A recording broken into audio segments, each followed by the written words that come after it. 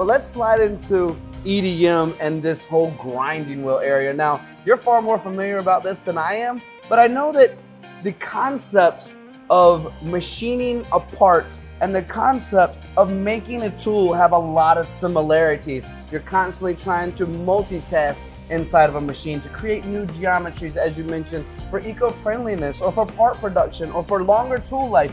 The industry that we're in right now, a lot of folks out there will probably agree with my statement, is that there's a constant competition between software, cutting tools, and machines.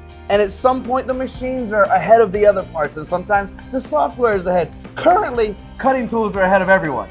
So everyone else is trying to catch up at the moment. So instead of making the coolest and best technology that what you are doing, you're really trying to figure out how to make these tools last longer and how to make more of them within a machine in a shorter amount of time. And that's the concept of this whole grinding area, isn't it? Yeah, absolutely. The grinding wheel and the perfect dress grinding wheel is the base.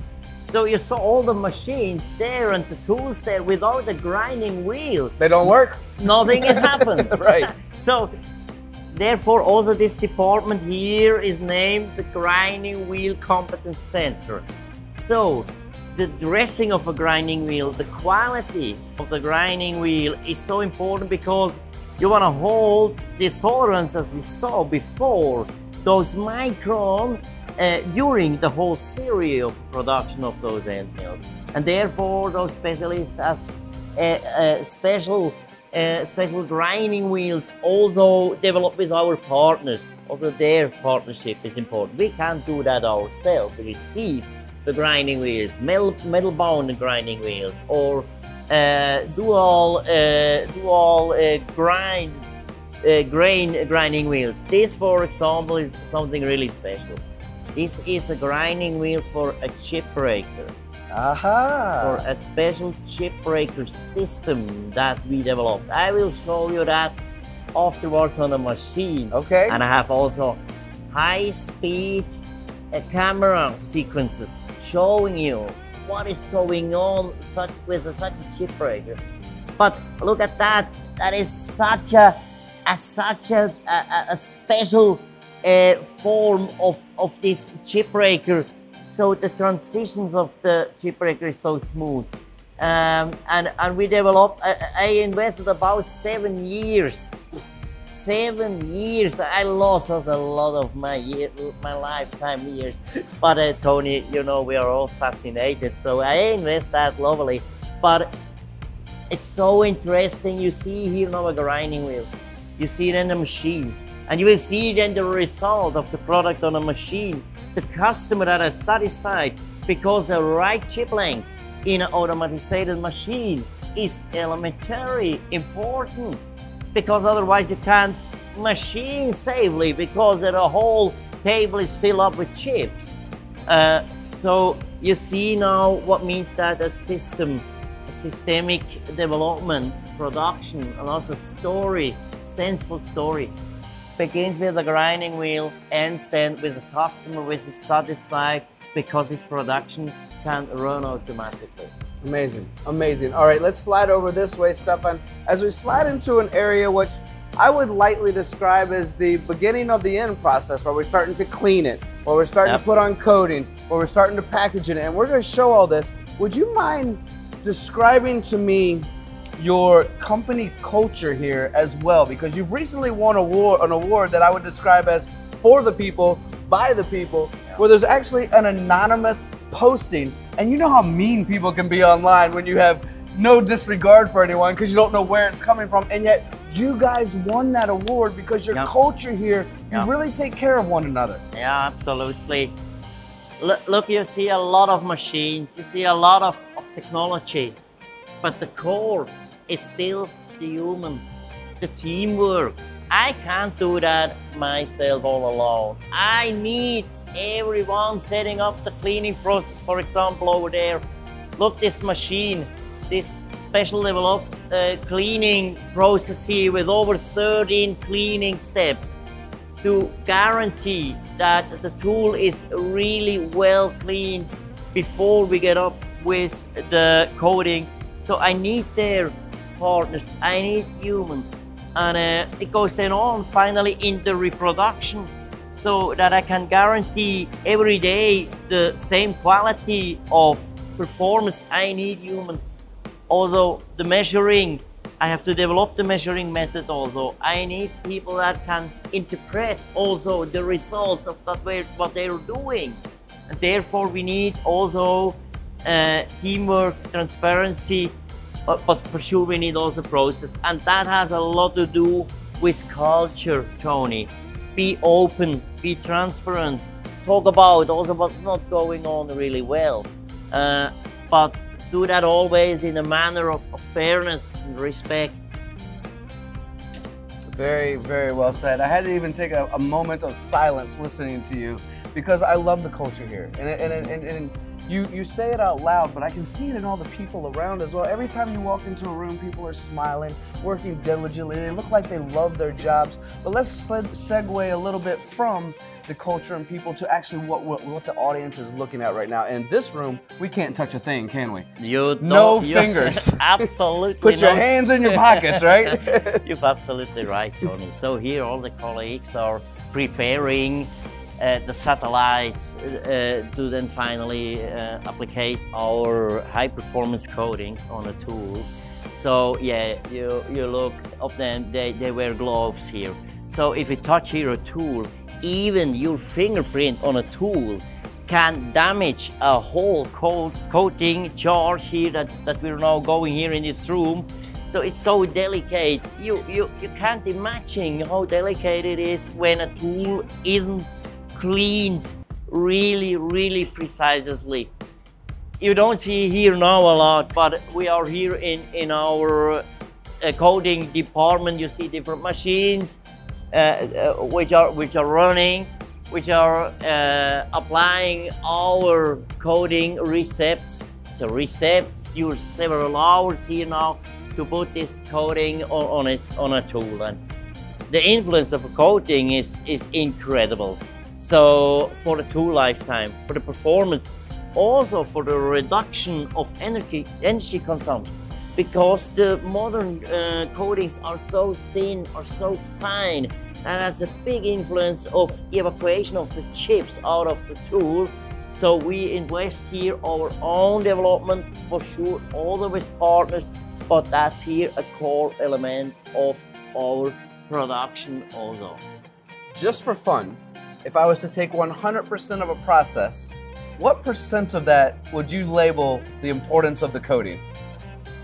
It's a really big one. Yeah. It's a really big one. For sure, we have the substrate, we have the geometry, and we have also the coating influence. So if you don't have a good raw material, as always, then you lose performance.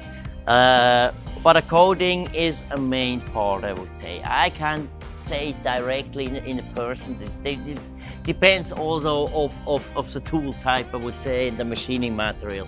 But I would say could be in certain cases 50%. So really impressive, the influence of the coating. And from the outside looking in, Stefan, when I think about a process that certainly you know more than I do, I mean 20 plus years, the company's been around for darn near, it's been over 90 years. I was gonna say darn near 100 at this point, and by the time some people watch this video, it might be, this video will live forever. But when I think about that, I think that geometry has been around a long time. There's a lot of mathematicians out there. There's a lot of science that goes into the certain angles that are presented to make the right cuts and the correct materials. But I almost feel like coating can be a secret sauce as well. Maybe that area is a piece of also why you're so globally successful and known as, if not the best, one of the best cutting tool companies in the world. Yeah, you're absolutely right. Is that a correct assumption? Yeah, yeah, absolutely. Additionally, I can say that the geometry today is, there are still secrets. I'm developing, I'm searching on it. And we say always that the devil is in the detail. You have to go in the detail. You have to understand the detail. And therefore, we've got also here those measuring methods. I can measure that with a 3D scanner. I would say more macro geometries. I can compare them. But at the other hand, we've got here really precise measuring machines. I can measure here less than a micron, because I have technologies on the geometrical side today. They are elementary, has an elementary influence, a supporting chamfer, for example, of a tool, which is really complicated to measure and to reproduce. And there the geometry is the big influence. On the other hand, when we are machining stainless steel, titanium, or nickel-based alloys, the coating is really important also. So I think important is to know for which application, which tool are the key elements. And we talked before about efficiency also in the production. So only always to make tolerances smaller is also not a good way. You have to know where it is important and where it isn't.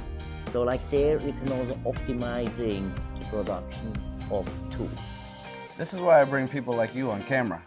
Because you are the expert and we get to learn so much together. Yeah. So this is the quality department. We're gonna head over to packaging, but I bet these guys would make the argument that they're the most important people here, right? They're quality really department. I see them smiling. Yeah. The most important. They know the importance of what they do. They're really here. important. All right, packaging. Yeah. Man, I gotta be honest, when I did packaging, I was doing it by hand. You were not doing it by hand. You were doing everything within a system, and you're even being eco-friendly about that here as well. Can we walk through and describe the process here? Yeah, absolutely, lovely.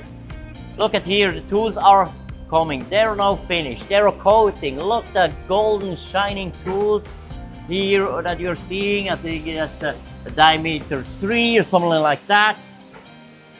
The tools get picked by the robot here, and they go now directly here in this part of the machine.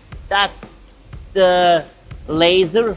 The laser is putting on a unique number for every tool. So here I know finally this tool has its own number, and in 10 years when it's still in use, I can say, okay, it was produced on a 13th March here. And then it goes on through the station here. This one is now a little bit special one. He goes into the packaging, here the blue one, into the package, close the package. You know, I can, while we move on to this next section, I can move almost as quick as that robot. How about you? Yeah, well, I'm almost as quick. I could probably do close to the same. Obviously, I'm kidding. That thing is flying. It's flying, so that's really fast, and he has to go to the restroom, and he doesn't stop in the evening. So he works on, and that's the big difference. Even if the robot is a little bit less faster than you, but he works. And yeah, that's also boring work. We're always saying here, Tony, the boring work has to do a robot. Dull, dirty, dangerous, right? Absolutely. And we have a lot of other stuff that still our good colleagues doing here. So eco-friendly packaging, correct? Absolutely. Absolutely friendly packaging, recycled packaging. Well, it looks like we're getting to a completed product, which means if we're getting to a completed product, we're probably getting to the end of the tour as well, as you've taken us all the way through. And I see that when a product does get completed, all the data is collected from that as well. Absolutely. All the data to every single product is now finally here also. Saved, stored in a database. But Tony, yeah, the product still here is finished. So the package here goes then finally on a stock. Our customer can order the product here